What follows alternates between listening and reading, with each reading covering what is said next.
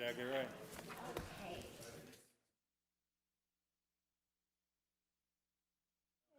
Entertain us.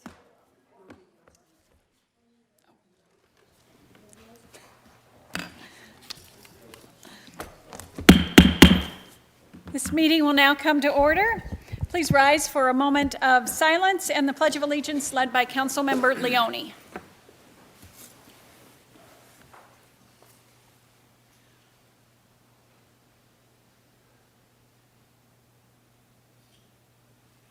I pledge allegiance To the flag of the United States of America and to the republic for which it stands, one nation, under God, indivisible, with liberty and justice for all.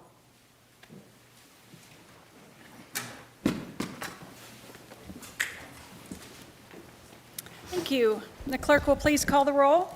Mayor Carlett, Here. Vice Mayor Binsbacher, Here. Councilmember Patena, Here. Councilmember Edwards, Here. Councilmember Finn, Here.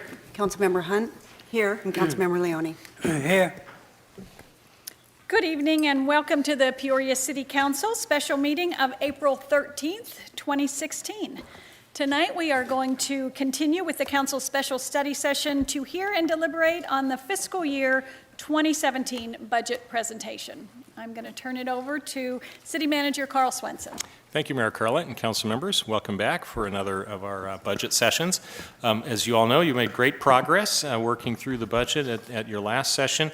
We covered all of the operating departments, all of the operating funds that support those departments, and now we're moving into the other big part of our budget, and that's the capital portion of our budget. And of course, by the capital portion, we mean that part of our budget that is funding all of the important infrastructure for the city in every aspect of what we do. And in a growing city, the capital budget is a very, very important part of the civic life. It enables us to fund the necessary improvements for roadways, utilities, parks, buildings, facilities that our citizens need and are instrumental in the quality of life that we have in the city. And we're very proud of the fact that we have a 10-year funded capital improvement program. And by that we mean everything that's in our program has designated funds for it out 10 years. So unlike a lot of jurisdictions where it becomes more of a wish list as you get out after 3 to 5 years, in our case we actually have a tradition of assigning funds for the specific projects even into the out years. And that has enabled us to stay ahead of a lot of the growth pressures that we have, and enabled us to make sure, even as the economy ebbs and flows, or we have our highs and lows in the economy, we are able to modulate that by having excellent investments going forward to meet the growth of the city. So the way it'll flow tonight is Andy Granger, our engineering director, and who's the lead on our capital improvement program, will make the bulk of the presentations, and this gets away from the types of presentations that we had last week, where we're really talking about the operations of the city. This gets more to these projects, and so it lends itself to a bit more visual presentation. So we'll have some photos, some before and after pictures, and we'll be talking about the projects in more detail with some of the design and schematics for some of the upcoming projects. Then in the end, when we're done with the capital program, Katie and I will do a brief wrap-up on the budget process, and if there's any other questions that the council has that we've not addressed so far, this is a chance to do that. We'll also point out some of the follow-ups that we have from the last meeting because we made sure that we took good notes on everything that you brought up, and we have responses to that as well. And of course, Katie is always here to answer any financial questions that you might have on the capital program as well. And I'll add that we have Susan DeLuden back joining us tonight, Deputy Manager, and Julie Ayers with us tonight. Our second deputy, Jeff Tyne, is not able to make it. He's in a Citizens Committee meeting elsewhere on this campus. So with that, I'll turn it over to Andy Granger, our Engineering Director. Andy? Thanks, Carl. Mayor, members of the council, we're pleased to present our 10-year capital program to you tonight, our proposed 10-year capital program. As we've done in the past, we've got an agenda very similar to what we've done for the past 8 years, actually. We'd first like to provide you a budget overview of our financials as far as our funding sources and what our overall budget looks like. Then we'd like to go through some accomplishments that we had from fiscal year 16. Then go into projects that are currently under construction and will continue to be under construction through the next fiscal year. Projects in design, we'll go into specifics on some of the projects that we've got in design. New fiscal year 2017 projects that will start as soon as the fiscal year gets underway. We have some project changes that you won't see in your books. We're going to explain them, but then we're going to go through that list at the end after we've explained some of them, just so you understand those project changes and what they're going to look like as far as the tentative budget when it comes forward in May. Then we'll talk about our community works update. We'll have any questions or comments that you have that weren't addressed during the presentation. You can ask them at that time. And then, as Carl said, at the end, we'll have a budget follow-up for the rest of the budget presentation. And again, during any of this presentation, on any of these specific projects, please don't hesitate to ask a question. So first, we've got our obligatory pie chart that shows a majority of all of our funding sources for our capital program. But in particular, you'll see that over 75% of the funding for our capital project comes from 4 funding sources. It's our GO bonds, our government obligation bonds, our revenue bonds, our enterprise funds, and our impact fees. They make up over 75% of our capital program. That's the 10-year capital program is $605 million. And here's a bar chart that we show that shows our progression of our 10-year capital budget, overall budget for the last 10 years, how it grew all the way up in fiscal year 2008 to $1.1 billion. And then when the recession hit, it reduced all the way down to $470 million. And as you can see, we're starting to grow again. Last year, it was $645 million. And then this year, it's $605 million. And as Katie and Carl explained last week, the reason for that is primarily we took out all of our economic development half-cent sales tax funded capital projects that comprised more than $40 million of projects that are still there to be utilized, but we took them out of the proposed budget. So that's the reason that it's a lower capital budget than it was last year. So next, we'd just like to go through several of the highlights that we had last year as far as some of the capital projects that we completed. The first one is the Peoria Sports Complex stadium improvements. As you know, we completed the third base expansion, the extension of the concrete seating bowl along the third base, that added new fixed seats and shading for those seats, as well as the colonnade, which is the 200-person social seating area underneath that third base expansion that's conditioned, has its own separate individualized bar, and can handle group events as well as other social events outside of spring training. That was just completed right before spring training. It was a big hit as far as we are told from sales, and will continue to grow, and that replaced the existing metal bleachers that were there beforehand. The P83 Entertainment District improvements, we've completed the remainder of the Phase 1 improvements after spring training of last year, and we started the Phase 2 improvements before spring training of this year. That included raised landscape medians along 83rd Avenue, closer to Bell Road, where there was no, the landscaping, the raised median was in, but the landscaping wasn't in. So we completed the landscaping there. We completed the landscaping and improved the landscaping closer to the Skunk Creek Bridge along 83rd Avenue, and we started the landscaping along Arrowhead Fountain Center Drive. We'll continue that, and we'll have a slide to talk about the remainder of those improvements as we move forward. The substantial commercial core infrastructure project was completed. That was the El Mirage, in more specific terms, the El Mirage Road improvements from Vistantia Boulevard up to Lone Mountain. That was an economic development initiated project to make the commercial core in Vistantia shovel ready. We completed that project last year, and we're able to provide 2 lanes in each direction, improve circulation throughout Vistantia, as well as a raised landscape median that the residents are able to appreciate until we get that commercial core underway. Our New River Trail from Northern to Olive was completed. It was primarily a federally funded project completed last year. And in partnership with Glendale, who had a similar segment just south of here, when completed last year, now we have a continuous trail all the way from Bethany Home Road all the way up to Williams Road. And we'll continue that over the next 3 or 4 years and pursue extending that trail up to Happy Valley Road. Our Deer Valley Road Improvements project was primarily an intersection improvement project, but also other improvements along Deer Valley Road at 107th and Deer Valley Road, including a new signalized intersection instead of the four-way stop that was there before.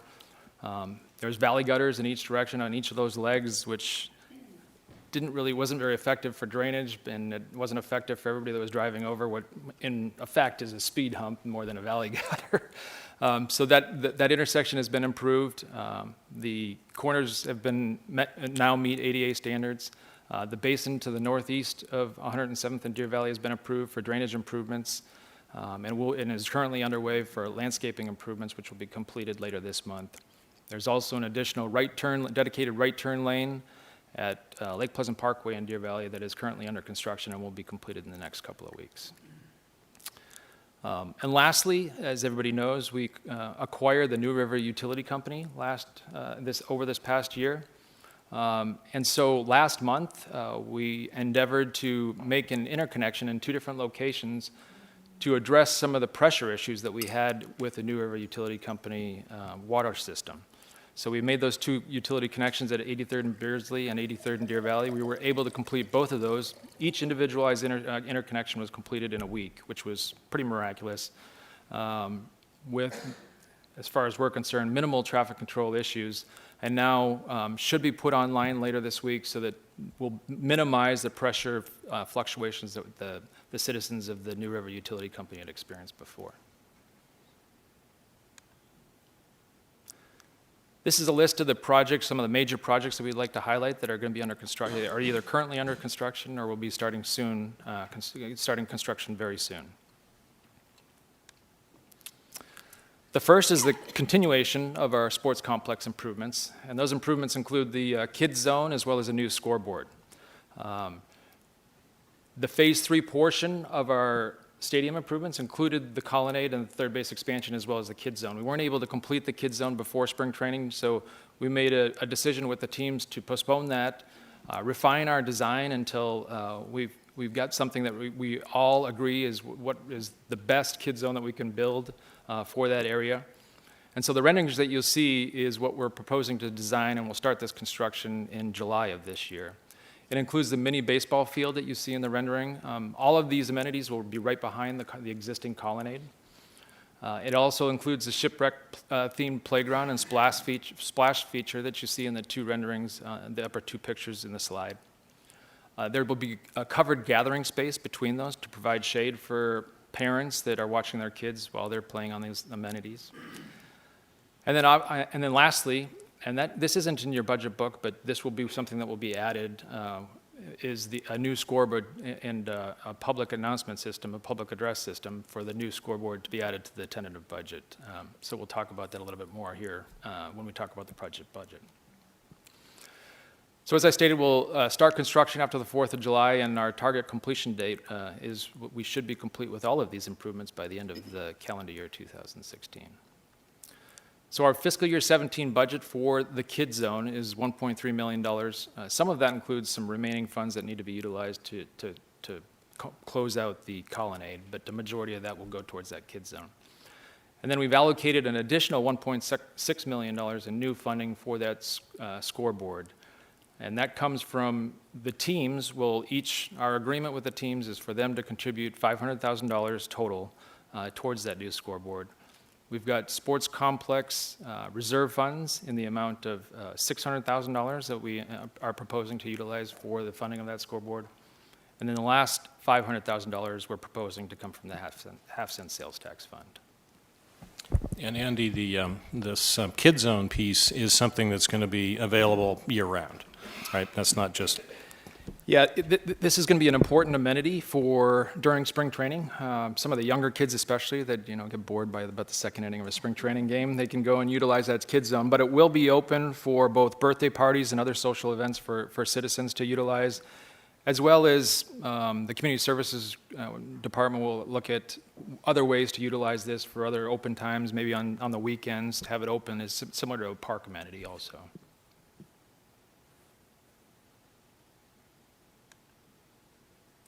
I just want to mention one thing I forgot to mention at the beginning is, and we've done this in the past, is up in the upper right-hand corner, if you want to follow along, we've got the page number for each of these individual projects also. Our next project that we have is our P83 Entertainment District improvements. This is the Phase 2 portion of our improvements. As I said earlier, as part of our accomplishments, we started our Phase 2 improvements before spring training, and we'll continue, and we are continuing right now. We're along 83rd Ave at this moment, providing some landscape improvements along the west side of 83rd Avenue. So this project will, the extension of the Phase 2 improvements will extend the enhancements along Arrowhead Fountain Center Drive and Paradise Lane with landscaping improvements as well as wayfinding signage. We have 2 freeway signs that we are going to be completing. Those will replace the Dolce sign as well as the Abuelo sign. Those 2 signs are 48 foot high. These new P83 freeway signs will be 60 feet high and will be able to accommodate the advertisement of 6 businesses on each side of those signs. So you'll get the P83 architecture as part of those signs so that people that are driving by will know the architecture and will understand that they're in or they're adjacent to the P83 district, as well as the businesses will be able to advertise on there, and that will be managed by the Arrowhead Fountain Center Property Owners Association. We're going to refresh the Arrowhead Fountain Center Plaza across from Harkins. A rendering of what that should look like or could look like is in the picture in the upper portion of the slide. We're going to also install 83rd Avenue gateway features at the southern end of P83 and the northern end of P83 along 83rd Avenue. So just south of Bell Road, you'll see one of these gateway features, and just north of the Skunk Creek Bridge, you'll see the other gateway feature. They'll have similar pylon features to what we have on P83, but they'll have the cables that extend across the roadway and be more of an effective structure to know that you're entering into the P83 district. Andy, are those cables lighted? They can be lighted. There's the ability to hang lights on them. We should light them. Yes. That's our plan. Councilmember Hunt? And Andy, where is it in here? In other words, what is the cost of that bridge? It's not a bridge, the signage. The gateway structures? Gateway I can structures. get you what the individual cost is on each of those. I don't have that in front of me as far as a breakdown is Okay, concerned. so it's but not broken down? 'Cause It's not I broken didn't out see right it, but now. I thought I missed it. Yeah, it's not broken out. Ballpark?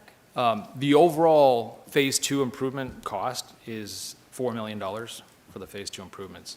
Ballpark for those, I think they're around $600,000 to $700,000 for the both of them. Okay. And then lastly, we are going to refresh the outer edges of the bridge over the Skunk Creek. So right now there's concrete barriers, Jersey barriers on each edge of the Skunk Creek Bridge. We're going to renovate those and provide more architectural features similar to what we've got throughout P83 with the blue rock and Gabion type of style features that we have throughout P83 on the Skunk Creek Bridge also. So the design of the bridge and the plaza are in progress. We're still negotiating with Harkins and the Arrowhead Fountain Center Property Owners Association on what we're going to put in the plaza as well as on the bridge from a structural analysis.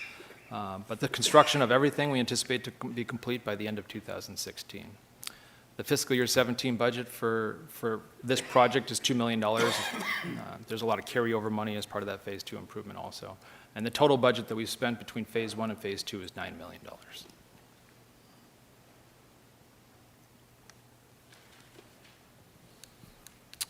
Our next project is the 103rd Avenue Improvements Project from Northern to Olive. If anybody's driven along 103rd Avenue lately, you'll see the significant amount of settlement you have, especially at the northern edge of 103rd Avenue, closer to Olive.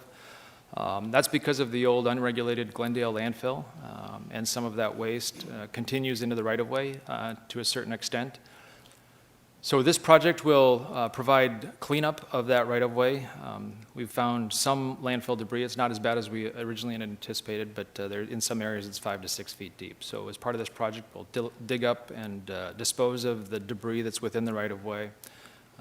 We're looking to acquire some additional right-of-way along the northeast corner of Northern and 103rd Avenue so that we continue those improvements all the way down to Northern, so we're still negotiating with that property owner. When complete with that, we intend to construct 2 lanes in each direction to improve this roadway with raised landscape median in certain locations along here for aesthetics, It'll also include drainage improvements, and we're going to install a wrought iron fence along the golf course and the Glendale landfill to help prevent trespassing across, especially across the Glendale landfill. We're at 60% design right now. Like I stated, the right-of-way acquisition is ongoing, but we hope to complete that process within the next month, one way or another, so that we can start construction on this project in the fall of 2016. And we anticipate the construction taking 9 to 10 months to complete. Our fiscal year 17 budget is $4.5 million for this project, and our overall budget is $5.5 million.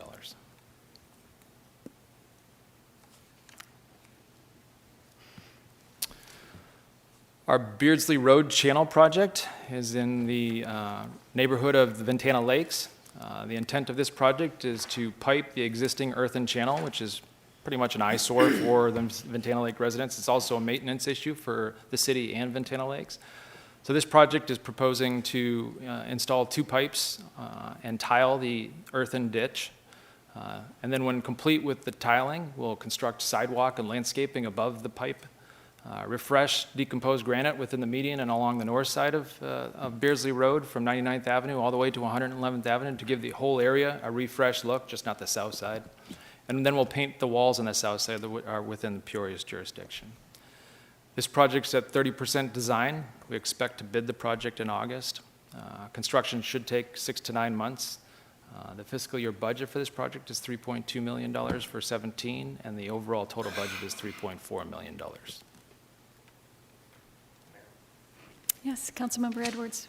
I just want to make a comment. Andy, I want to thank you and your staff for the due diligence on this project. I know this has been a long time in coming for the residents in that area, and since I've been in office, it's been something that they've continually brought to my attention. I'm just glad that it's finally coming to fruition, and thank you for having the public meetings, because I know that the last public meeting we had was very well attended, and I think the drawings that you have here are reminiscent of what the overall consensus of the residents agreed that this is the concept that they most liked. So I just want to thank you and your staff for finally getting this thing going. Yeah, thank you. Thank you for your comments. Go on. Our next project is the Deer Valley Trailhead that's just west of 75th Avenue along Deer Valley. This project is one of 3 trailheads we'll present tonight. That will provide a new connection to the existing New River Trail. The trailhead will provide parking, shaded rest areas, chilled drinking fountains, and receptacles for both trash, recycling, and pet waste. You can see a rendering of what the trailhead will look like when complete in the the bottom picture in the slide. We're currently at 90% design for this project, and we anticipate to start construction this summer and be completed by the end of this calendar year on this trailhead. The fiscal year 17 budget is $742,000, and the overall total budget is $1.1 million.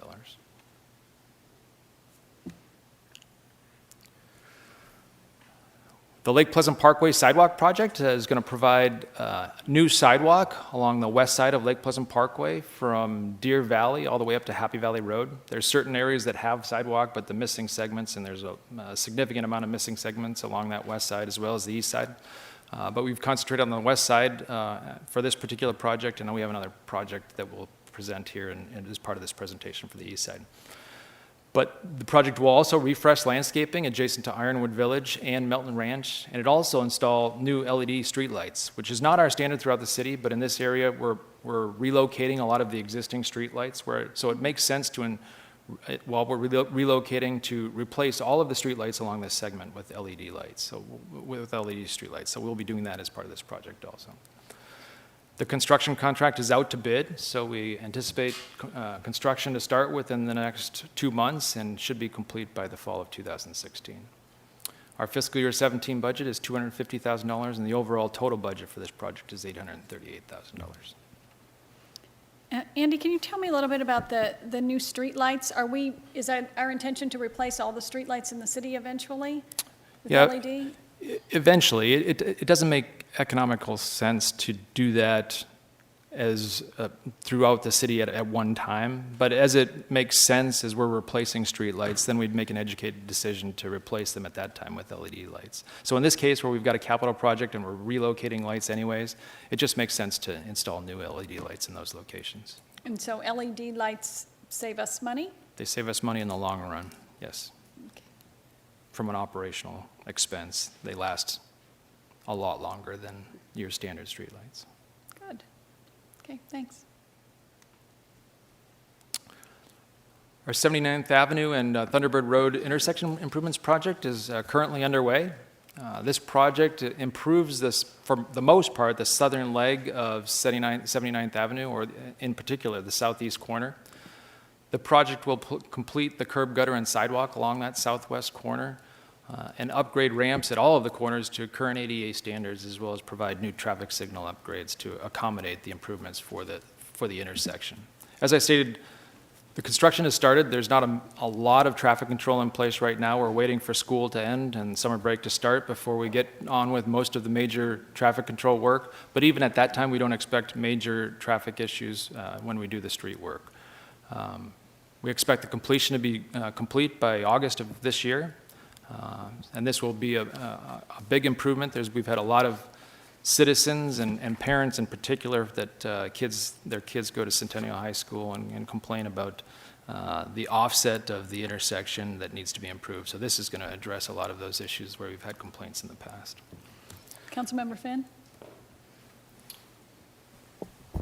Thank you for this. I know that this has been something that the citizens around there have been asking for, and as a parent who has had 2 kids go to Centennial, it's been an issue, so I appreciate you getting this in and trying to time it with the major work being in the summer, so thank you very much. I appreciate it. You're welcome. Thank you. Our fiscal year 17 budget for this project is $874,000, and the overall total budget for this project is $1.1 million.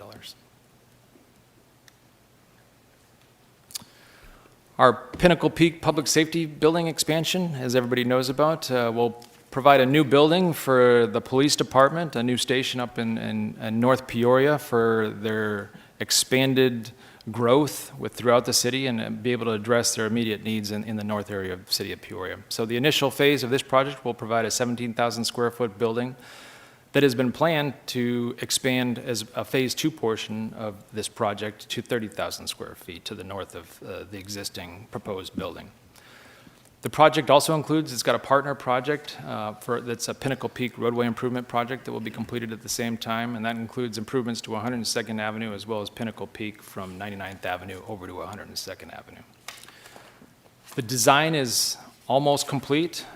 We're developing a guaranteed maximum price with our contractor, and we intend to bring that forward to council within the next couple of months before the summer break so that we can start construction on this project in July of this year, in anticipation of being complete within 1 year of the start of construction.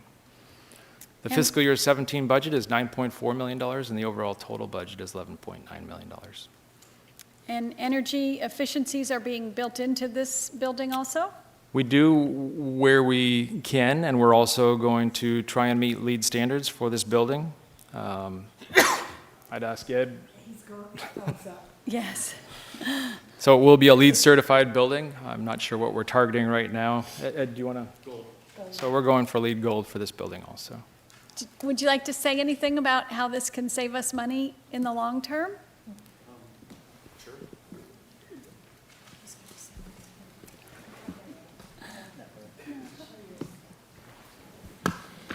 Thank you, Mayor. And as Andy mentioned, we are pursuing LEED certification for this building to the level of gold standard. While gold is not a given, that is our target and it's consistent with what we've been able to achieve on our other buildings. This building in particular offers an even greater opportunity to save power because it's used 24/7, 365. So it's even more important. We don't get to turn the lights off at 6 o'clock and go home. We really have to think about those mechanical systems that function all night long through a 3-shift PD operation. So much of the things that we do in our other buildings, our newer buildings, lighting control, sophisticated air handling systems that cost more than your run-of-the-mill, but those pay dividends each and every month when we get our bills from APS. So all of those are being integrated into the design. We are trying a few new things. As we've done on other projects, we incrementally move the bar. And though at this time, there are not incentives offered by APS to the commercial or to the government sector for solar, we are anticipating that those incentives could come back. All of the parking canopies that Mr. Granger will highlight when we run the video, will show those opportunities to be solar ready when the industry dictates and our funding aligns to do such. So. Do you want to, I'm going to keep you up here. Yeah, might as well do the animation. I guess I get to narrate the video. So we have a video here that we want to cue, and there's a little bit of a narration. This is a little bit of an improved video from what we gave to council a couple of months ago when we started this project. So I'm going to have Ed cue it up and start describing what we're doing here for the first This phase. animation begins from the perspective of the public lobby elevation as viewed from the Lake Pleasant Parkway side of the facility. The site walls around the building separate the front of house public side from the back of house secure side, where the officers will enter and exit the building during each shift. Specifically, this is their entrance. It's quite attractive. The new jail and processing function and the secure sally port are located on the secure west elevation within the larger secure compound and screened from view of the neighborhood. On the south side of the building and in the protected core of the campus are a canine training area. We see Fido there in the video, and an outdoor staff break area, surrounded by trees and other lush landscaping. As a nod to Mr. Swenson, the green walls that you see there that we're about to go over are something new that we're trying. Vegetated walls as opposed to just continuous runs of hard, hot masonry. Inside the building, the public lobby is separated from the secure core of the building by ballistic barriers, yet still transparent for visual connection and daylight penetration. Officers will engage each other and their command staff in a central report writing zone, in shift-separated office areas, which you see numbered on the left, and in a new, larger briefing and training room, which you'll see here on the left side of the video here quickly.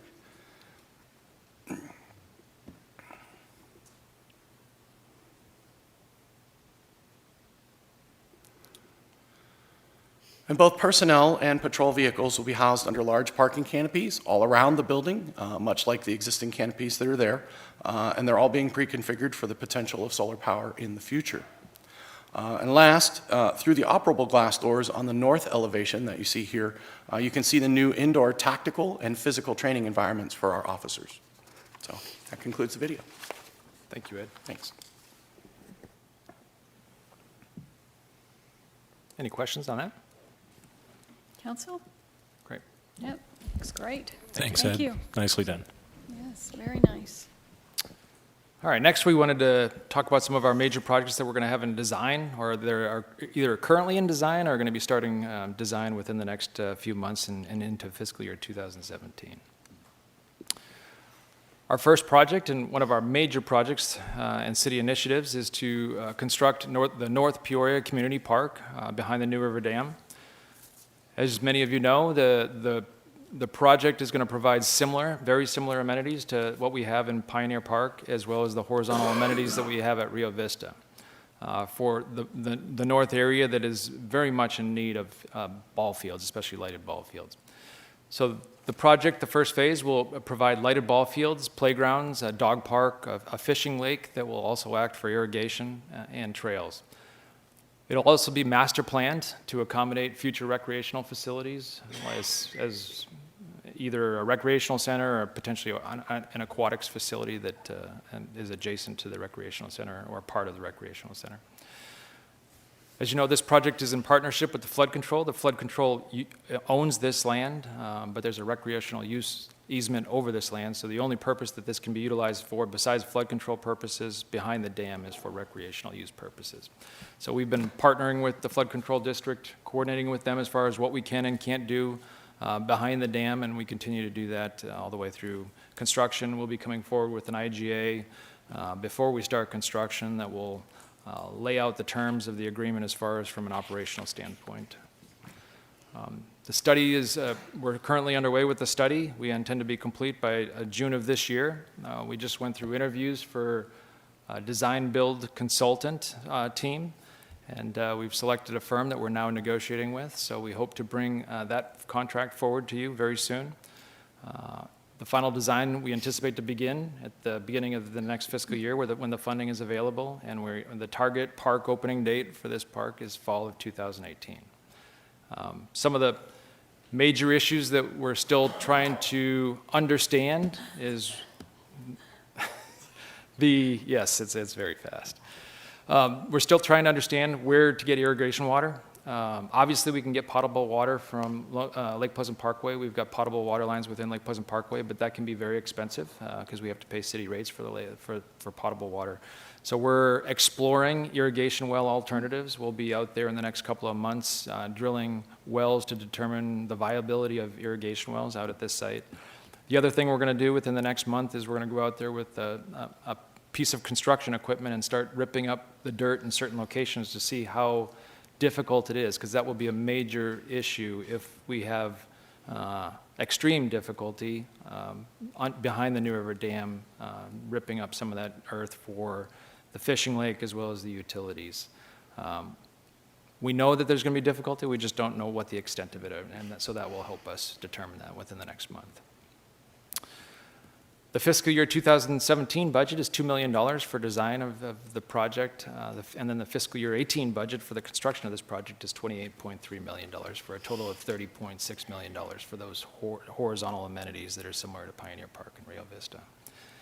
We also have a video that we want to cue that gives you a little bit more of a 3D perspective. This is the same video that we showed at the public meeting that we conducted a couple of months ago. So from an aerial view, this is coming down on the top of the community park, which is behind the New River Dam, back up to West Wing Mountain, which is on the southern end of the park. So you can see the fishing lake, you can see the ball fields, you can see the soccer fields, as well as some of the green space that will be used for multipurpose fields. The dog park is envisioned there. This is all conceptual and will be refined, and we'll have additional public meetings. Some of the other amenities that aren't refined yet, the volleyball courts, the potential for pickleball courts or basketball courts or tennis courts aren't in there yet, but it gives you a visual perspective, a 3D perspective of what the park potentially will look like, as well as a perspective of how you'll enter into the park. So you'll come off of that Dixoletta alignment along the levee and come up through the park, and so you'll get a very good high-level view when you turn around on the top of the levee and come in from the southern end into the park area.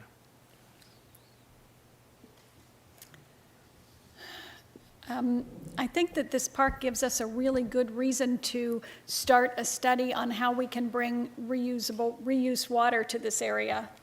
Purple pipes all the way throughout the city, north to south. Just throwing Yes, I that agree. out there. Yeah. Vice Mayor? The horizontal aspects of the park that we're looking at here, about how many acres is that? Right now, we have it planned at, I think it's around 95 to 100 acres. Okay. And then as you tear up the earth and have to pull up any vegetation, what's the process for repurposing or saving what we can? I get that question a lot. Yeah, we'll have a landscape salvage plan that'll show Okay. which trees that we can salvage and which trees we can't salvage. We'll have experts that'll evaluate that. There's a lot of trees that it's very difficult to transplant, and the probability of them surviving when you transplant them are sometimes low, but we'll have landscape experts that will help us do that. Saguaro cactus will obviously make every effort to relocate and keep as part of the park. Save those things. Great. And I would Thank you. just add to that, we've got a pretty good track record, Andy and his folks, of saving everything that can possibly be saved and replanted, even if not on site, on other sites. And we've, in fact, in the past, when APS has done line work or others have done work in the desert, we will sometimes work with them so that we take their trees and various types of vegetation and then replant them in the city. So it's something that's kind of an ethic within the city. Move on. The next project we'd like to highlight is our 99th Ave and Olive Ave Trailhead. It's very similar to our Deer Valley Trailhead. It'll provide a new connection to the New River Trail. Similar amenities to what we'll provide at Deer Valley, including parking, shaded rest areas, chilled drinking fountains, and receptacles for both trash, recycling, and pet waste. The difficulty or the uniqueness of this project site is the amount of landfill debris underneath this site. We've done some significant geotechnical testing across this entire area. And in some locations, we have waste up to 30 feet deep in this area. So what we did when we found that out, we looked at the potential for other locations along the New River Trail where we could potentially put a trailhead, looking at other options. But we determined that there weren't a lot of other good options. We anticipate being free land to us. So with that, as well as the limited use for a trailhead, and the history of it being there for 40 to 50 years, and a lot of the major settling already occurring, we don't anticipate a lot of settling issues. We're going to use more flexible types of horizontal improvements, DG type of parking lots, other things that aren't fixed that will crack as far as concrete and asphalt pavement. We're going to minimize those types of improvements as much as possible. So with that, we want to move forward with this project. We're currently in negotiations with the landowner as far as easements are concerned. There's currently flood control and Department of Maricopa County Transportation easements across this property. So it's already encumbered. The landowners already know about the ways, so I think the negotiations are going to go fine, but that's where we are right now in the process. We have developed site concepts, and one of those site concepts is shown in the bottom portion of this slide. But when complete with the land negotiations, we plan on moving forward with final design and construction, which should take 9 to 12 months to complete. This project budget for fiscal year 17 is $1.95 million, and the overall total budget for this project is $2 million. Any questions? No questions? The next project is our 75th and Cactus Rd Intersection project. The next two projects both have a significant amount of federal funding associated with them as far as Highway Safety Improvement Program funds from the federal government. So each of these projects will provide raised medians for access control, as well as new turning lane movements to help with the functionality of the intersection. It'll provide dual left turn lanes in each direction, dedicated right turn lanes, and and for this particular intersection, new water line and storm drain will be installed as part of the project. The project is currently in design phase. We anticipate being complete with the design this fall. The utility relocation and right-of-way acquisition is in progress. We anticipate hopefully being complete with a majority of that work by this fall so that we can start construction and be on our way with completing both of these projects. The federal funds for this project is $5.4 million. The Peoria local match, or the local funds that are above and beyond what are the safety improvements portion of the project, are $4.1 million for a total overall budget of $9.5 million.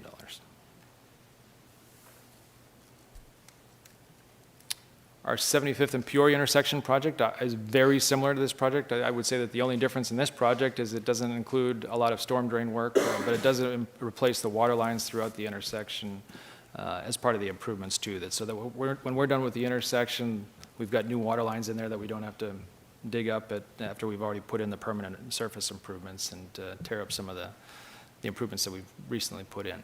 So these projects will both go in tandem. They'll be done at the same time. We think that's the most efficient and cost-effective way to do the project, as well as with minimal citizen impact for the project. We've had public meetings. I think they've gone, for the most part, very well. We've accommodated almost every business owner's requests as far as we can with some of the access control that we've proposed. For the most part, I think this project's going very smoothly and we hope to be able to start this construction. It really is going to be, there's a dry-up period for SRP irrigation that we have to meet this fall.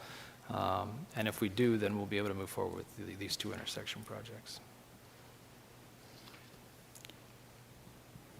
have any questions? So the thought process of doing them both at the same time is the least disruptful? We think so, based on our contractor input as well as what we feel, for the traffic control to be in place, to get it all done at once, these projects will probably take 9 to 12 months both to complete. So to do one and then come in and basically put the traffic control in place on the second one right afterwards, first is going to cost more money, you're going to have more overhead for your contractor, but we think with the traffic control in place that we'll be able to minimize the closures for both of them, and the impacts will be pretty much the same as far as the traffic is concerned. So just rip the Band-Aid off. Rip it off. Got it. Okay. Will you be holding public meetings in advance? Yes, yes. And we've got extensive public information support with private companies to help, as well as our contractors, to help go to door to the businesses to make sure that all of their needs are met, and we'll accommodate them as much as we can. Good. Thank you.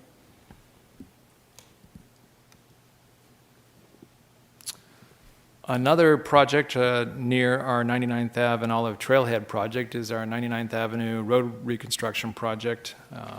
This project is meant to reconstruct an existing degraded roadway that was built a long time ago and is really in dire need of repair. This too is on top of the landfill, the unregulated landfill that has waste debris up to 30 feet deep. So there has been a significant amount of settling underneath this roadway in the past. This project's been in our capital program for a few years now, and so we've done our preliminary investigations as far as how deep that waste went. We did not understand that it went that deep when we originally budgeted this project. So our original anticipation was to clean up the landfill debris that was underneath this right-of-way and be able to build the full street improvements, curb, gutter, sidewalk, street lights, landscaping along this section. When we determined that the debris was as deep as it was, our new intent is to build up, compact the landfill debris and the subbase as much as we can. We think most of the settling has already occurred. There will be still settling, as will happen throughout time.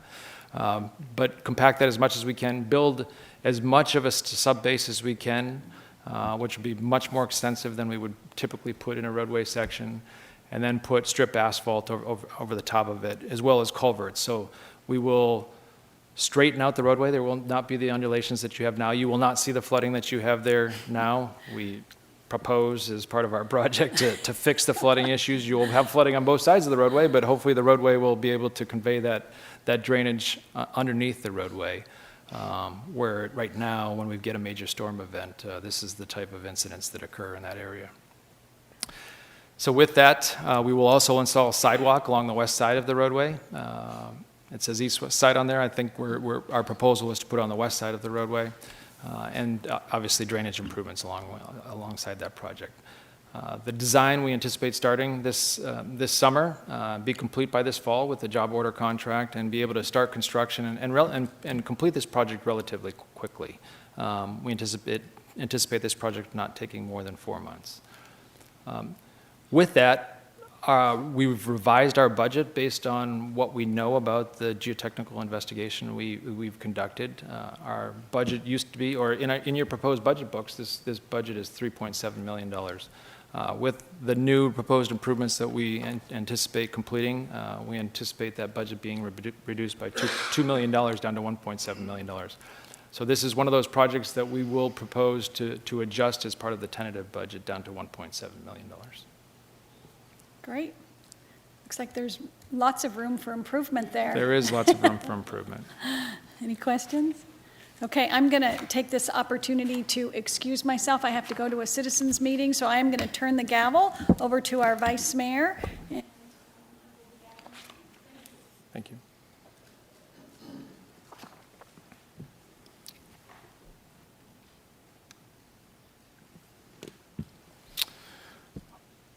Our next project that we will start design on or a study on here in the next month or two is our Section 12 drainage improvements. We came to council to move forward with this project early in the process. This was originally anticipated to be funded next year, but we wanted to get an early start on this project. We're out for solicitation to hire a drainage consultant for this project, and we're in the process of doing that right now. The study is to develop interim measures that can remediate some of the immediate drainage issues and ponding issues that we've got out there during significant rain events. And that's the area between Pinnacle Peak and Hatfield Road, 67th Ave to the New River. It's more of a custom home developed area. There's not any types of managed subdivisions in the area that provide the drainage improvements and street improvements up front. It's all single family, custom home, individual lot development. So there's not a lot of drainage improvements in this area. What we intend as part of our interim study is to look at areas where we can make an immediate impact by potentially purchasing land in the area and installing retention basins where they will be the most impactful, and to limit the flooding that we have, especially in the streets in certain areas. So that's what the study will do. It will also start to look at long-term improvements, which we anticipate to start construction on in fiscal year 18 and 19.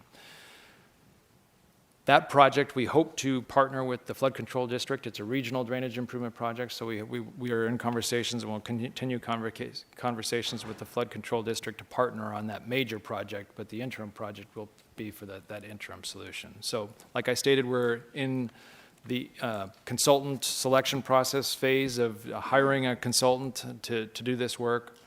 We anticipate the study to take approximately 6 months. There will be a lot of survey work involved, a lot of field, going out and in the field and looking at some of the issues that we've got with our consultants so that they can understand the issues before we move forward with the study. So for fiscal year 17, our budget is $2.2 million.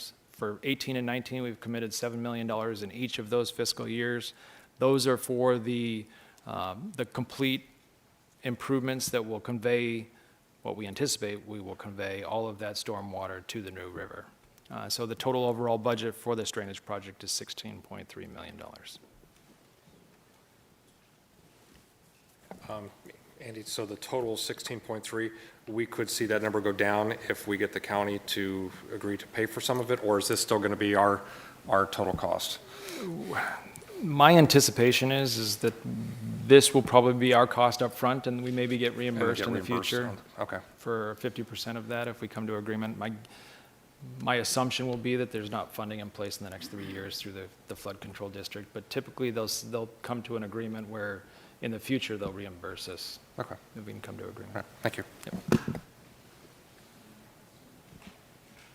I have a comment. This is in the Mesquite District, this particular neighborhood, and, we don't really hear about these issues until it rains, and it becomes a very dire situation to this community. And they have approached me on this several times. Of course, I've come to you, and we've gone out there and talked with them and driven the streets and just approached it in many different ways. And I just want to say how grateful I am to you, to your staff, for taking the time to make this a priority and expediting this, because it is a critical situation when it rains. And unfortunately, much of this is a result of things that have happened and over the course of growing this community that are out of our control. And Peoria is coming in professionally, effectively, looking at this and trying to serve this community and help this neighborhood. And I'm very grateful. Thank you. I know they will be too. Thank you. Thank you.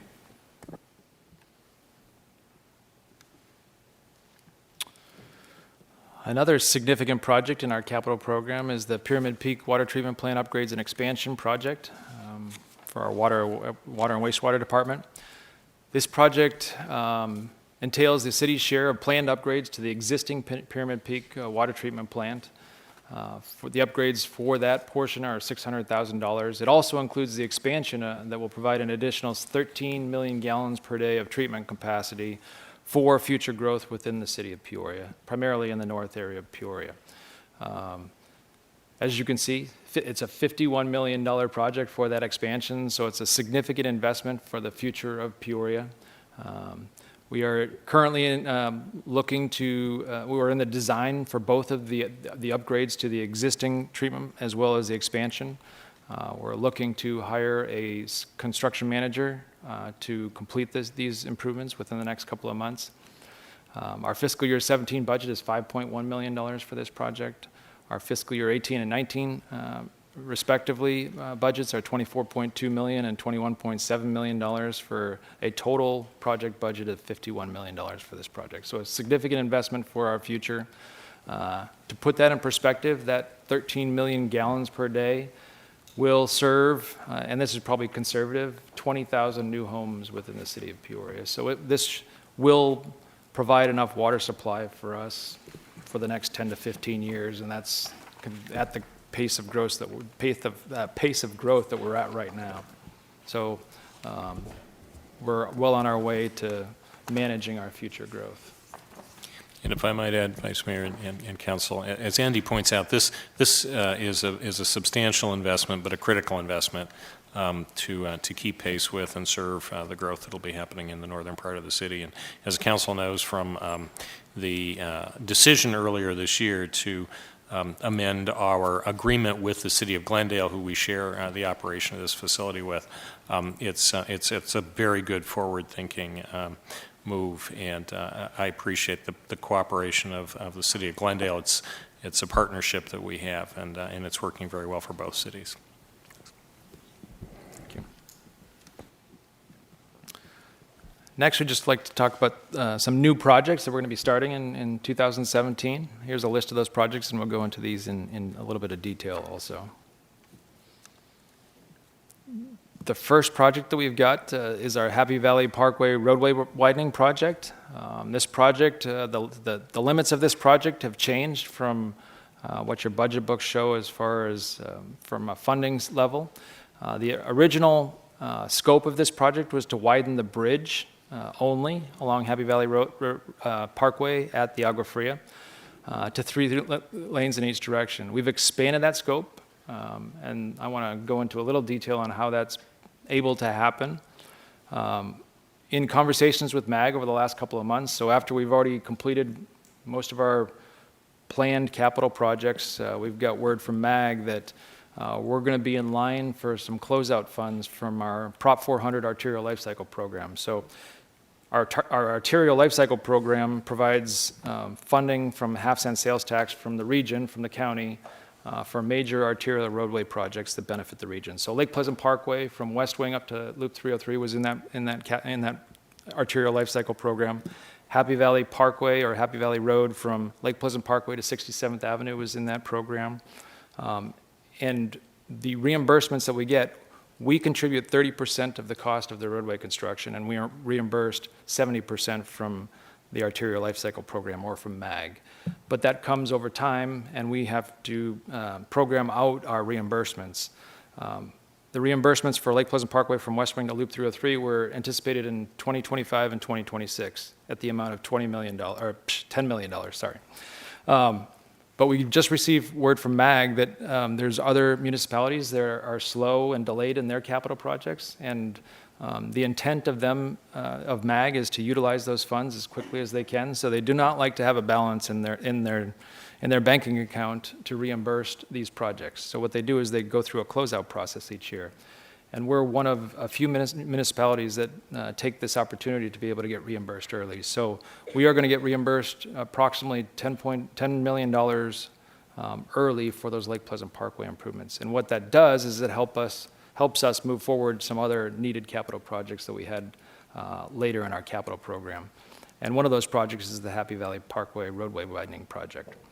We're also going to get another $2.5 million that was intended for this project, but it was also out there in 2025 and 26 that will get moved forward and be reimbursed when this project is complete. So we're going to anticipate utilizing those funds at the total of $12.5 million that is from the half-cent sales tax from the MAG region. So with that, we've changed or modified the scope of this project or made the project a little bit larger and to meet a lot of the needs for this growing area of Peoria. So this project now is going to widen not only the bridge, but the roadway between the Agua Fria and Lake Pleasant Parkway to 3 lanes in each direction. It'll provide bicycle and pedestrian-friendly improvements, especially across that bridge, as well as improved bridge aesthetics across that bridge. And it's also going to provide a much-needed connection at the Target Commercial Center on the southwest corner of Lake Pleasant Parkway and Happy Valley Parkway. Right now, to get out of that Target commercial area and to turn left and go west on Happy Valley Parkway is sometimes very difficult and dangerous. So our intent, and you can see it in the picture in the lower corner, is the signal that we've got at 100th Avenue and Happy Valley Parkway is to construct a south leg for that traffic signal so that it improves the ingress and the egress into that Target commercial area. So that's going to be part of the scope of this project that wasn't originally part of it also. So it's going to improve access control onto Happy Valley Parkway and improve the safety closer to that the Happy Valley and Lake Pleasant Parkway intersection project. So as it states there, we're applying for ALCP closeout funds right now. It's going to go through the MAG committees, but we've been told by MAG that it's a virtual lock that we will get those funds early. So our intent is to advertise for a consultant in the first quarter of 2017 to start the design of this project. And then we anticipate the design to take approximately a year, and then we'll start construction of that Happy Valley Parkway. So one of the things that you see in your proposed budget is a phased project approach for this project that goes from Lake Pleasant Parkway all the way over to Loop 303. But our intent is to modify that scope, and we think the needs right now are from Agua Fria over to Lake Pleasant Parkway. So that's where we're going to modify that project, utilize some of these closeout funds, and rebalance for some other much-needed capital projects to move forward, and I'll talk about that later. Specifically, 83rd Ave and Thunderbird intersection improvements is what we're trying to move up in the capital program, which we talked about in a council session a few months ago. And let me add to this one too, Vice Mayor, if I may. This is really a tribute to how Andy and our finance staff, Katie and her staff, as well as our intergovernmental affairs staff, work together to position the city of Peoria to take advantage of changes in available funding from regional government entities, in this case, the Maricopa Association of Governments. Some of you who've been on the council longer will remember we have done this successfully in the past. It was one of the ways we were able to accelerate some of our capital projects back when the ERA funds were available, federal stimulus dollars. We've used it with closeout money such as this also in the past. And it's also a tribute to how we are viewed in the region as a municipality that is able to move forward and put the money to work on the time frame that we say we will. So when we say we're going to be able to build a project, we're able to carry that forward, and that builds that confidence that those government agencies that fund projects like this have in the city. But Andy, you've done a great job in making sure that we're positioned for that, and when we have these opportunities to stretch those dollars out for our citizens, and I appreciate your leadership. Thank you. Yep.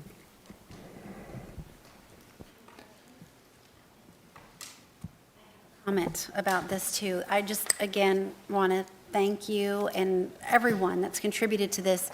This is such a tremendous improvement for that area of Peoria.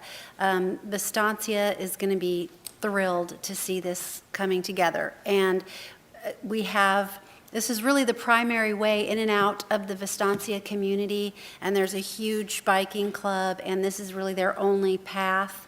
And so this has been topic of conversation for at least 2 years now, and this is just creating a much safer way in and out of the community, and it's an investment in the future because we're anticipating growth, and this is positioning us to be prepared for that. And I'm really excited about this, so thank you. Thank you.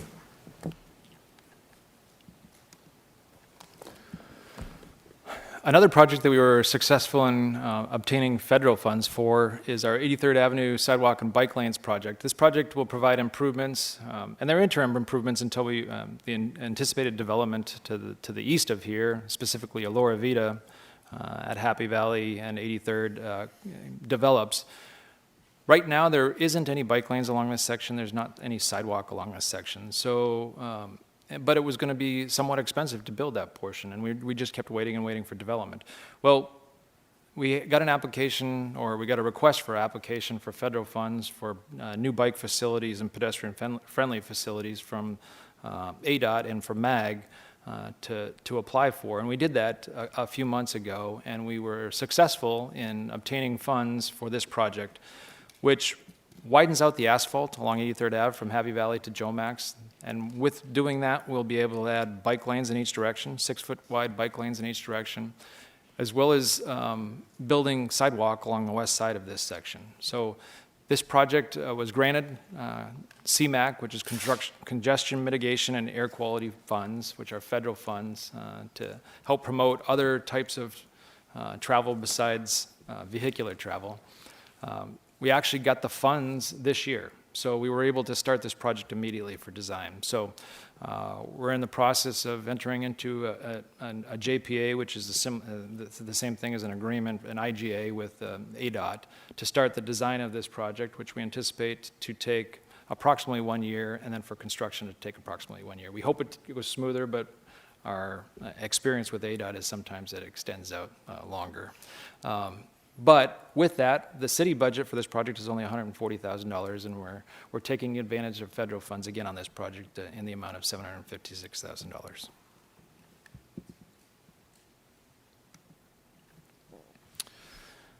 Another project that's a continuation project is the 91st Avenue Mountain View to Grand project. We completed 91st Avenue from Butler to Mountain View 2 years ago, and improved the pavement section and landscaping and improved sidewalk connectivity along 91st Avenue from Butler to Mountain View. This project is an extension of that to the north to provide new access control, raise landscape medians, extend a storm drain from Mountain View up to Peoria Avenue, as well as replace the water line from Mountain View to Monroe along this section to really provide more of an aesthetically pleasing roadway, which we're trying to do across the city. So this project, the second phase of this project, which is the Mountain View to Grand Ave section, will start this year in fiscal year 2017. We anticipate construction to start in fiscal year 2018 for this project. The fiscal year 17 budget is $568,000. The fiscal year 18 budget is $4.3 million for an overall total budget of $4.9 million.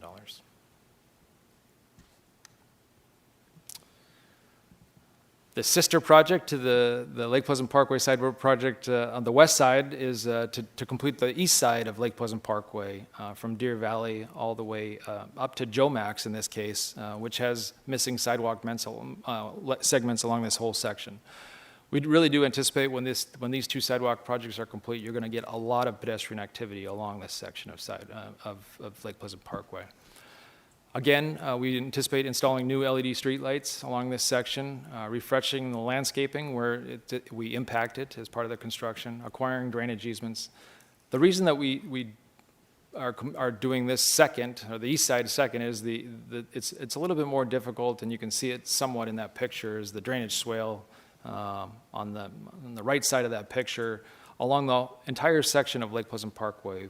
And even more significant than that, there's areas where that ditch or retention area is right at the back of curb. So that's where it's going to get a little bit more difficult. We're going to probably have to bring in some fill to be able to construct that sidewalk. The west side was a little bit easier, but we're going to start this project immediately, starting in the new fiscal year, the design of this project, acquire the right-of-way, and anticipate starting the construction in the summer of 2017. Once we start construction, we don't anticipate it taking very long. The difficulty is getting the easements, access, and design complete. The construction should be pretty straightforward. The total project budget for this section of Lake Pleasant Parkway is $1.8 million.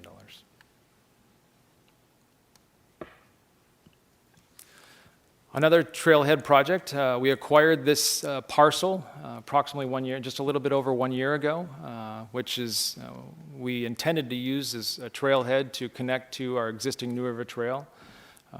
So we've moved this trailhead up. It was intended to be built a couple more years. It was originally funded last year, a little bit further out in our capital program. We've moved it up in the capital program, and it will provide, as we stated earlier, very similar amenities to the Deer Valley Trailhead and the 99th Ave Olive Trailhead. So it'll provide parking, shaded rest areas, a connection to that existing New River Trail, a drinking fountain, and the same types of receptacles that you'll see at the other trailheads, as well as landscaping enhancements.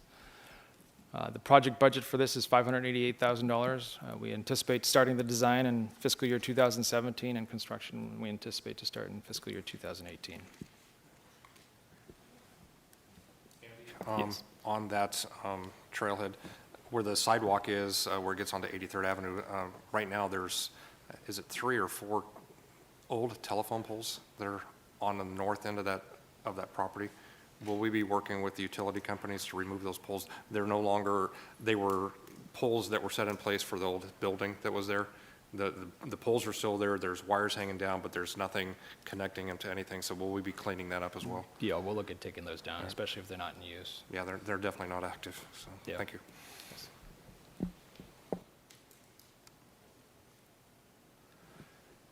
And I think this is the last project that we have in this category is our the 83rd and Thunderbird intersection improvements. This project was further back in our capital program, but as I stated as part of the Happy Valley Parkway presentation, we were able to move this project up with some of that closeout fund. So we anticipate looking at this, that we've got, especially in the left turn movements, specifically the eastbound to northbound movement and the westbound to southbound movement, where we've only got single left turn lanes in each direction. We've got some level of service concerns at this intersection. So we did think that it was prudent to move this project forward and look at first we'd like to study this intersection, hire a design consultant to see what the biggest impact we can have. We've got a lot of utilities in this area that will be very expensive to move, so we want to look at what we can do that would be most efficient to address the traffic concerns that we have here. So starting next fiscal year, our proposal is to hire a design consultant to conduct a traffic study. Our major area, our main goal will be to install dual left turn lanes in each direction in that eastbound and westbound direction. But we'll look at access control at that intersection also for safety purposes, as well as signal modifications will be needed as part of the project. So I wanted to thank you for this as well, because this was something that I was going to ask for to get it moved up, and somehow we're on the same wavelength here. So I appreciate that forward thinking. So I'm sure that this is being considered. We obviously have the apartment complex that's going in there that there are some concerns about adding to the traffic. That will be, I believe the study might take place before that's actually done and people are moving in there. That will be taken into account in the study, the Yes. projected? Okay. And then can you build some sort of a tunnel to Dutch Brothers so that people aren't backed up? Is that going too far? You know, it's funny that you mentioned that, council member, because that access point into the commercial center on the southwest corner, and specifically Dutch Brothers, is one of the issues that, one of the things that we'd like to do is extend the left turn queue in that eastbound, northbound movement. But what does that do? That impacts that access to the Dutch Brothers, and it's a significant concern that we're going to look at and see what kind of accommodations we can make, but it's going to be difficult. It's great coffee, but it does cause some traffic concerns. Okay, thank you. Thank you. Thank you, Vice Mayor. Andy, again, I want to echo Mike's thank you.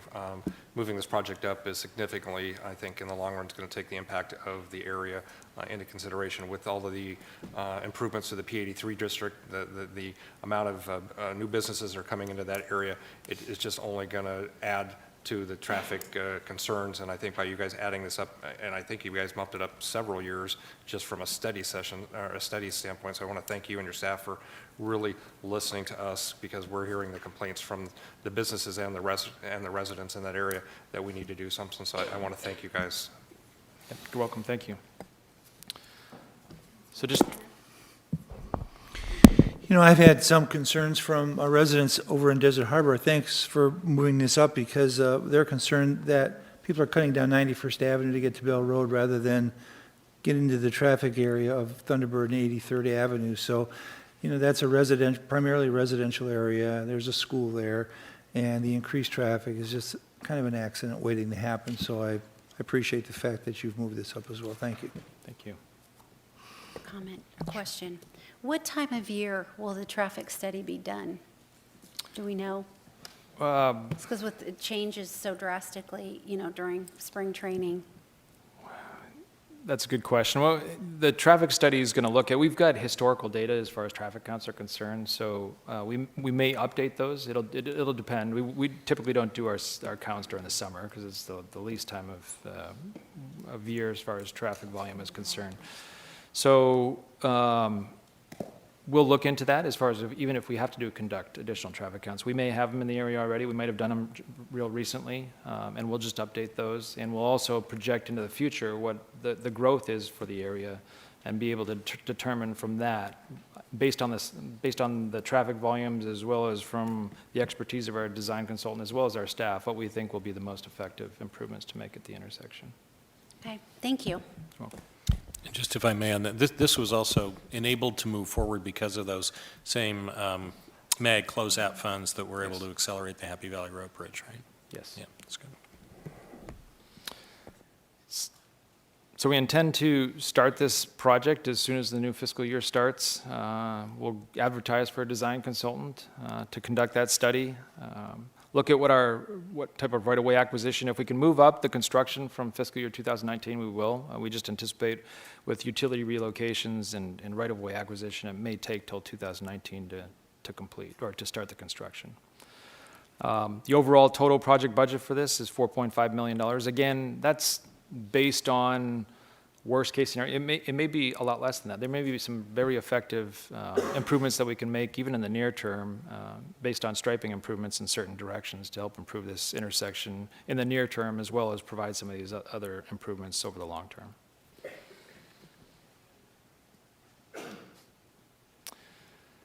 So I would like to apologize for some of the changes and some of the confusion that you don't have in your proposed budget that will be part of the tentative budget. As we stated, a lot of this happened over the last couple of months after we had finalized our capital budget and printed. But we wanted to go through what those changes were so that you completely understand what will be part of the tentative budget in front of you. So just to recap, Happy Valley Parkway widening project, we revised the scope, the schedule, and the cost, so that will be reflected in your next budget book that you receive for the tentative budget adoption as well as the adoption of the capital budget. The 83rd Avenue and Thunderbird Road intersection project, as we just stated, will be moved up to the fiscal year 17-18 timeframe. Our 99th Avenue reconstruction project, the total budget for that project will be reduced by $2 million. Our sports complex improvements, we're going to add the $1.6 million, as we stated, as part of that project for the new scoreboard. Another project that wasn't part of the presentation, but we'd like you to be notified about it, is our Union Hills Channel Improvements Project. That's a partnership with City of Surprise and the Flood Control District. That project was anticipated to be funded and completed in fiscal year 17, but we got notice 3 weeks ago that the Flood Control District was having budget concerns with their capital budget, and we're pushing this project out. They're the lead on this project to fiscal year 21. So we're still going to have discussions with them on why that's the case, but we wanted to let you know and reflect that in our budget that those funds and what we anticipate is that schedule will be moved out to fiscal year 21. Our Pyramid Peak Parkway Improvements Project, which was added to the capital program last year, helped improve a chip-sealed roadway that was an interim improvement that's been out there for, I think, at least 10 years now. We've received a lot of citizen complaints. It's the entryway into Sonoran Mountain Ranch. So we had added a project last year to improve this roadway, mill and overlay the existing street to provide at least an interim condition until development occurred out there. Well, since that time, we've got a developer. This is actually within the city of Phoenix, but the only people that use the roadway, or the only citizens primarily that use this roadway, are city of Peoria citizens. So, but we do have a developer that has gone through the rezoning process through the city of Phoenix and is in the design phase of completing those intersection improvements, which we anticipate it's all predicated on them meeting their schedules, but within the next year, they should start construction on this roadway section.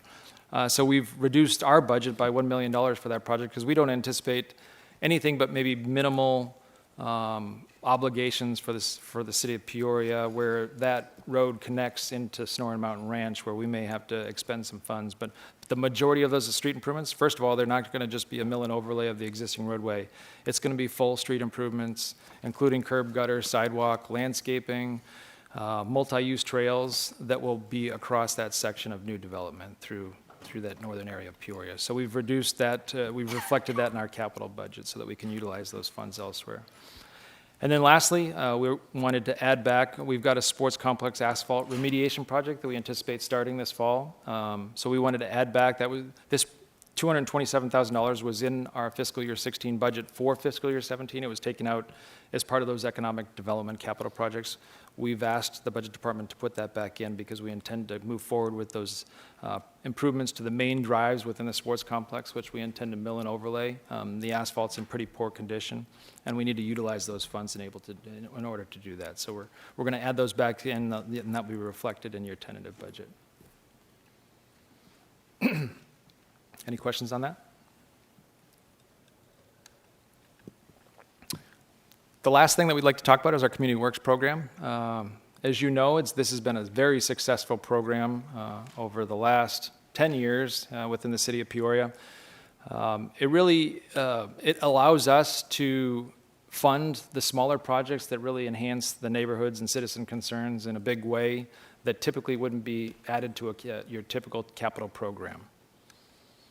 Some of the types of projects that we're talking about are minor signing, striping, and traffic control projects, bike lane retrofits, local drainage improvements, right-of-way landscape and wall enhancements, some of our park improvements for areas that don't have shade in some of our parks, tree replacements, and sidewalk widening and crosswalk installation projects.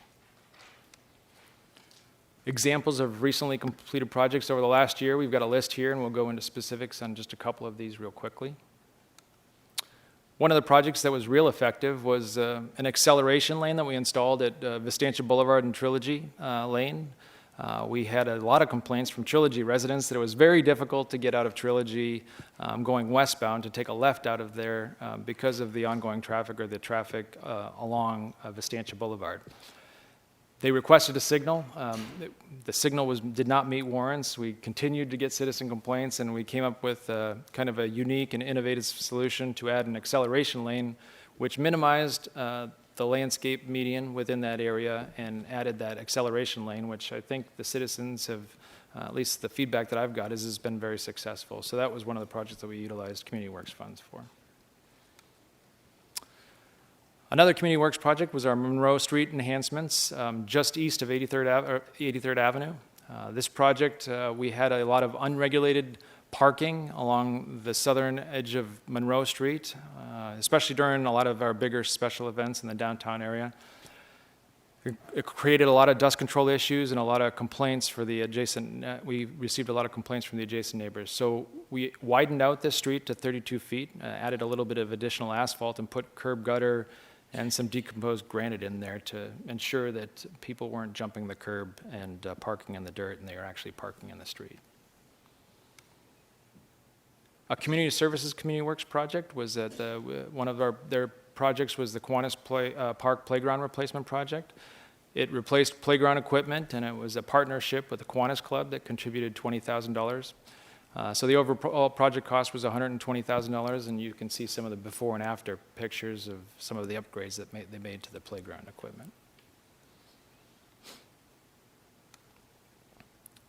And then last, one of my favorite projects is the Country Meadows Tennis Court resurfacing project.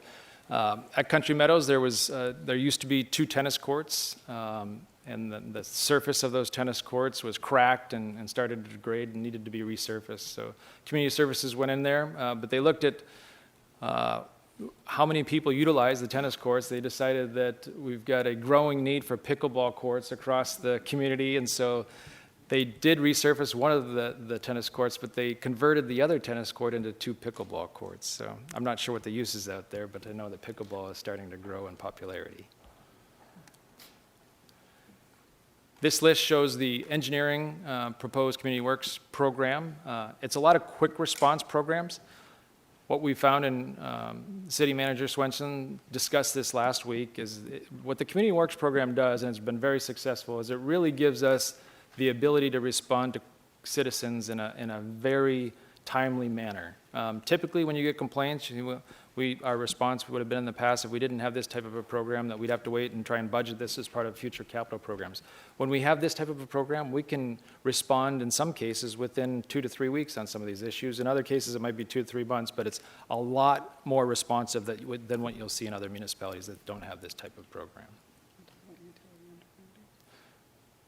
One of the other things that's new to this Community Works program is utility undergrounding. We've added, for this year, $160,000 to this program for utility undergrounding. This is going to be a new program for us. It's not the utility undergrounding program that we've proposed in the past that's for arterial and collector streets. This is going to be for alleyways, to look at how we can improve alleyways and some of those overhead service drops that we've got in the alleyways to help improve our alleyways in the downtown area and other areas of the city. So it's the beginning of a program. We potentially might conduct a study to see how best we can utilize these funds, but that's a new program that we've got this year also.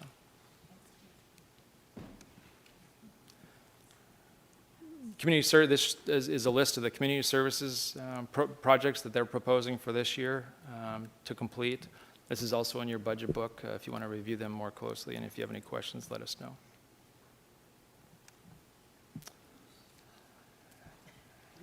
You want to go back? Are you sorry?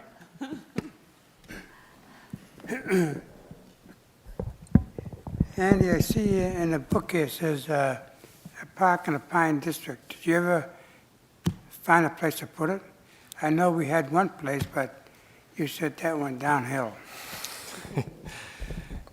Yes, Councilman, members of council, one of the projects that we had in the capital program in the past, and it's been an ongoing project, it was in the outer years, is an Olive Avenue neighborhood park. And it was similar, and it was in the same location as our 99th Avenue reconstruction project and our Olive and 99th Avenue Trailhead project.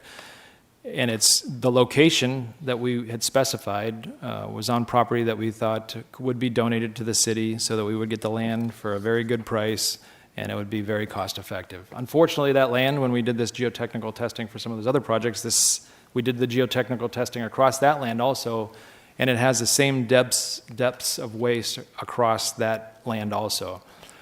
So what we've done is we've changed the name of that neighborhood park to the Pine District Neighborhood Park. And to answer your question specifically, no, we don't have a specific location right now. That's one of the things that we're going to have to do when the funding comes available, is to conduct a study. And in the meantime, we'll be looking at different opportunities for land as far as in the Pine District to locate a neighborhood park. And what are you looking for, 15 acres or 20 acres? I think right now our standard in community services is 12 to 15 acres for a community park or for a neighborhood park, yes. Okay, the other thing is that our New River Trail, is that completed now? Yes.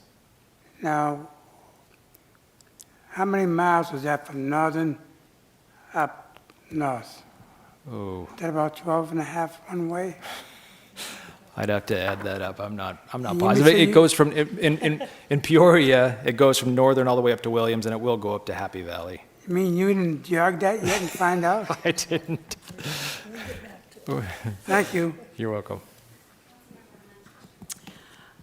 On the very last item here, the tree replacements at City Hall. I'm not sure what the main east-west path is. Where would that be located here on the campus? Anybody from? Well,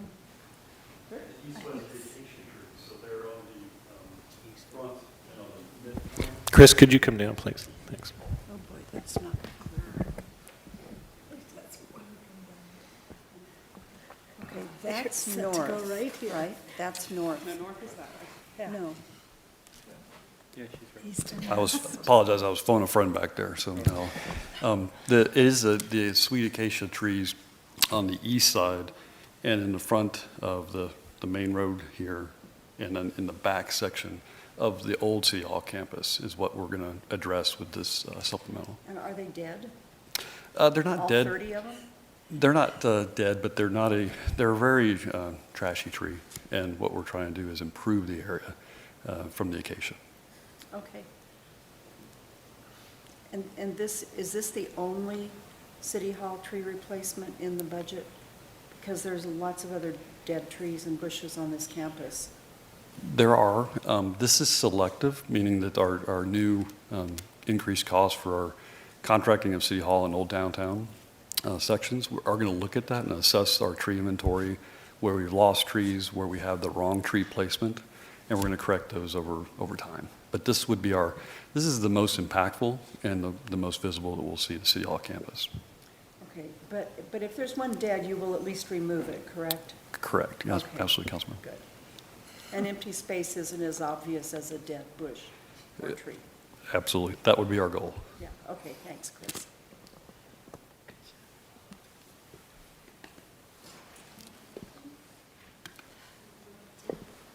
Thank you, Vice Mayor. Our question is, 10 or 12 years ago, we used to do curb cuts in the city, primarily in the southern part of the city because there was huge accessibility issues. And I recently got a call from a constituent up north who says that she has to, her husband is confined to a wheelchair, and she has to actually push him out in the street to find a place where there is a curb cut. So my question is, where does our city stand right now in terms of our curb cuts?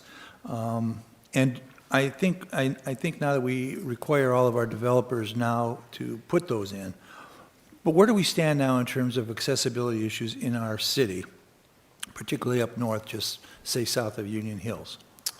And what does it cost, approximate cost for a curb cut? And would a curb cut be eligible for a community works project? Well, we have a program for ADA accessibility, and that helps address some of those ADA improvements that we need. If we tried to improve everything across the city to make it to current standards, it would probably take our whole capital program. It's just extensive, and they change their guidelines and their requirements on a very frequent basis. I'll just state that. But what we do, when we receive complaints, we go out and we evaluate each of the complaints, and we try and address those on an immediate basis. We've also, over this last year, we conducted a study along Thunderbird and Peoria, which is our current 2 bus routes, to look at along that area, continuously along the bus routes, where do we have ADA issues so that we can make sure that we're addressing those, especially along our transit routes. But when we get complaints, and if that's a specific complaint, then we can look at that and evaluate it, and we, as part of these community works programs, we can address those issues. But we've also got a sidewalk program where we've installed missing gaps of sidewalk for ADA issues, as well as we've got an ADA program where we can install ramps at locations where it's for difficulty for people to get accessibility. Yes. Yeah, and I would just to add to that, if there are any, if any of you are aware of circumstances like Councilmember Patena just mentioned, let us know and we'll absolutely get out and evaluate it. And one of several different programs, we'll get those curb cuts in for citizens that need it, absolutely. Thank you, Vice Mayor. Yeah, I just want to make a comment. Andy, you guys were very proactive when we were doing the 107th in Deer Valley. We had a resident that had reached out to one of the contractors out there, and I mean, literally within 3 weeks, you guys had the audible signals in place because of her concern. So there is great programs that you guys take advantage of. So Councilman Patena, I'd recommend you follow the same step. And within 3 weeks, we had a resolution. So Thank you.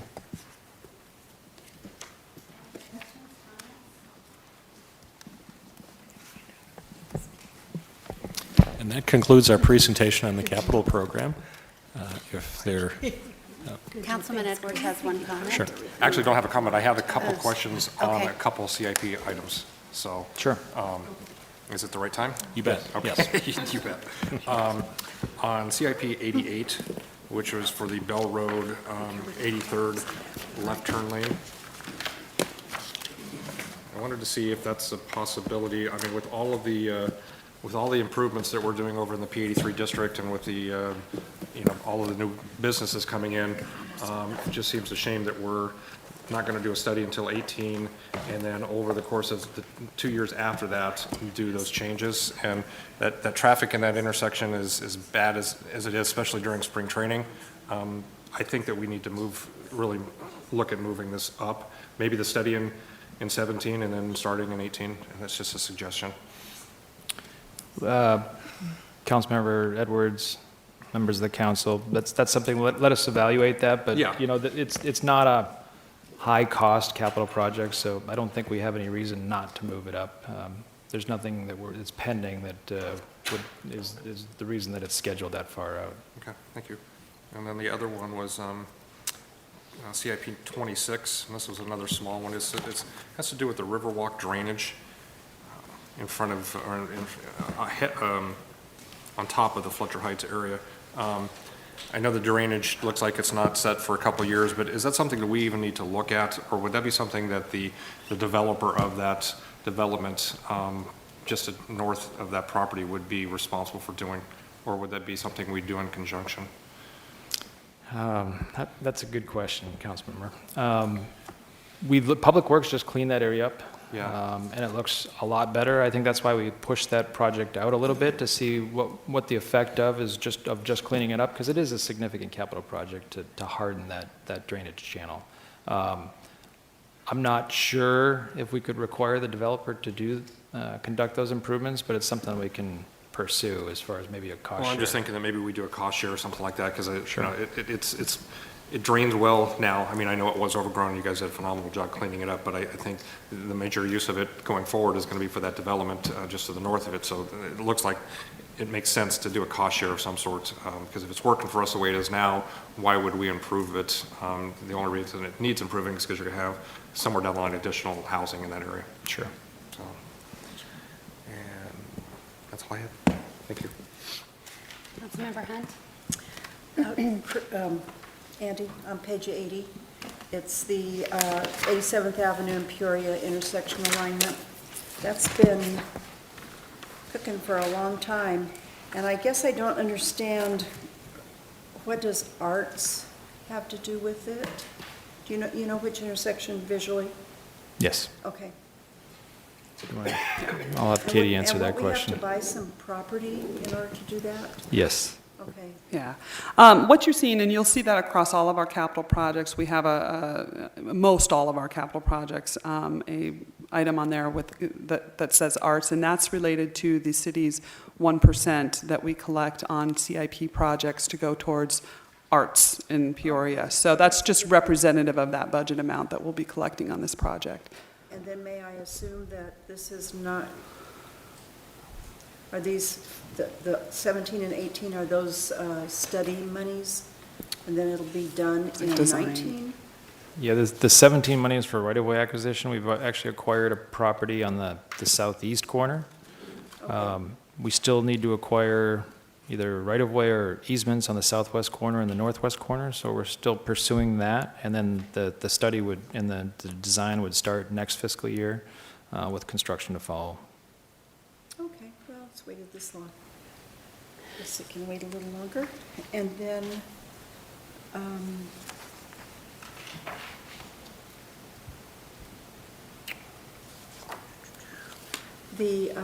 in Varney, I've got a tab here, but I can't find it. Too many tabs. The drainage on, I think it's 80, here it is, 81st Avenue and Varney Park drainage solution. Could just talk about that for a little bit. That one's been hanging around for a long time, too. 81st Avenue, you said? 81st Avenue. Yeah. It's page 12 in the CIP. I'm going to have Dan Nissen, our assistant city engineer, come up and Okay. hopefully respond to that question. Share the limelight. Good evening, Vice Mayor, Council.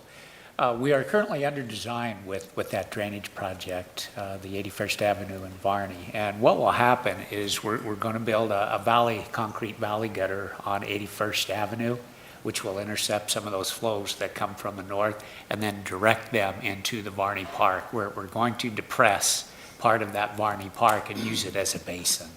Okay, so it'll serve as a watering element for Varney also, and irrigation. It will, and we're coordinating with community services because we've got to restore either flood irrigation or landscape irrigation in there. Will that require invading anybody's property along there, or? No, ma'am. Okay, it's just going to strictly be an improvement that nobody can complain about, right? I hope so. Me too. Thank you. You bet. Any further questions or comments? Well, I just want to say thank you very much for, 2 sessions of very thorough presentations and getting us painlessly to this point. You all make it look very easy, but we know a lot goes into assigning every dollar, and there's millions and millions of them. Thank you very much. Well, and thank you, Vice Mayor. And, I think it's a partnership, and we, and several of you mentioned this tonight, that you appreciate that we listen, and we try. And I know things change over the course of a year, and as Andy pointed out earlier, some of the information in the book, even though it's only, maybe 6 weeks old, things have changed even in that length of time, and we appreciate that you understand that it's a snapshot in time, and we're constantly updating it, and that, of course, is why we bring budget adjustments to you over the course of the year as well. So we appreciate the great communication we have between the council and the staff. It makes these sessions go smoothly because we have a good sense of what you're looking for, and we're able to then respond to that in the budget presentation. So thank you. We do now go into the wrap-up, and the beginning of the wrap-up is what we consider our follow-up, and that's to make sure that we've captured the things that came up at the last meeting. So I'll turn it over to Katie, and she can briefly touch on the things that we've followed up on. Yep, I'd just like to cover a couple of things. One is the follow-up items from the last meeting, and then just kind of give you a quick glance at the schedule going forward. As far as the budget items that we followed up with you on, there's a number of items that you should have received both by email and this evening to be entered into your book. That includes some changes to some descriptions on some supplementals to include, like, for example, on the code enforcement and lot cleanup, some of those descriptions changed about those buildings, as well as the supplemental related to the increased contract costs for the landscaping to include the specific areas that contract is going to be covering. Also, you had some information from our neighborhood services area where they have provided you kind of with the outline of how we go through the code abatement process and our property abatement process, and what our code says and what our process is for notifying and working through that. And then you should have also received a schedule about the certificate of necessity and kind of our timeline for that. So I think those were kind of the main follow-up items. We also had some discussion, I think, about some of the targets related to our performance measures. We're going to be spending some time working with departments to understand those targets, how they were established, where we are, and as Carl mentioned, continue to grow in our performance management program. And you might see some changes in future budget books as a result of that. And then 2 items were identified as future seminar items. That was a seminar related to special events, and then a follow-up on the code enforcement. So those are, if there's anything else, you can let me know now, or if you want to inform Mr. Swenson about anything else that you'd like as follow-up. We also will be making those changes, as Andy mentioned, in the CIP. We'll be making some of those budgetary changes to the CIP. That's probably going to change some of our numbers on our budget, so I just want you to be aware of that. We will make sure that you're fully aware about where those changes are and make sure that your book represents that. We're not going to do a whole new book for you, obviously, but we'll get you those pages that you need reflecting some of those changes. And then lastly, just wanted to let you know that May 17th is our date currently for when we would come back to you with our tentative budget. That's where we set the maximum appropriation. Very important day. We want the numbers to be the numbers that they're going to be on that date, as well as following up with our public hearing, which includes our truth in taxation, our final budget adoption, and our property tax levy on June 7th. And our final property tax levy adoption on June 21st. So those are our target dates. Obviously, we would like to try to meet those as best we can, but please keep us informed if you have any questions about the budget. All of our staff is available to answer those questions for you. And Vice Mayor and Council, if there are no other questions or comments, that is all we have for our budget workshops this year. Okay. Any? No. Then no meeting Saturday. No meeting Saturday. Just Would you wanted like to a be sure I meeting? didn't miss anything.